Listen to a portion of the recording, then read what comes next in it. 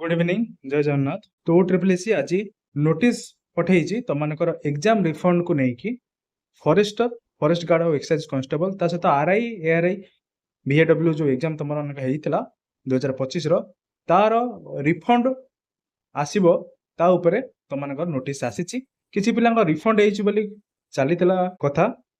तो आज ऑफिशियली तुमको रिफंड आसीबो बोली नोटिस आसी 500 रुपीज तुमने पे कर जो मैंने भी एसीबीसी बा यूआर कैंडिडेट्स हेले से माने 500 रुपीज पे करिथिबे ता सहित कहार रिफंड आसीबो जो माने एग्जाम को अटेम्प्ट करथिबे से माने ही रिफंड पाइबे जो माने अटेंड करि नथिबे से माने को रिफंड दिया जीवो नाही। ठीक अछि।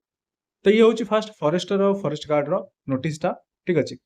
तो जो मानकर पैसा रिफंड हेई नाही तो से माने लॉगिन करिवे। ठीक अछि। लॉगिन करसला परे तमने मेनू को जाई कि तमने एग्जाम फीस रिफंड मैनेजमेंट रे क्लिक करिवो और सेठी तमनकर स्टेटस रिफंड स्टेटस ता तमने चेक करि परिवो।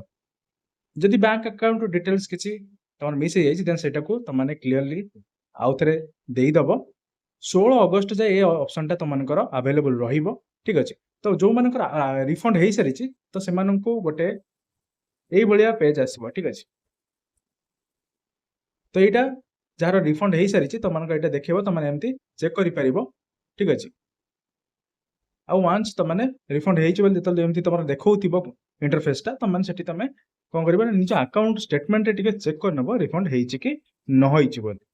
ठीक अच्छे। तो आज जय जगन्नाथ।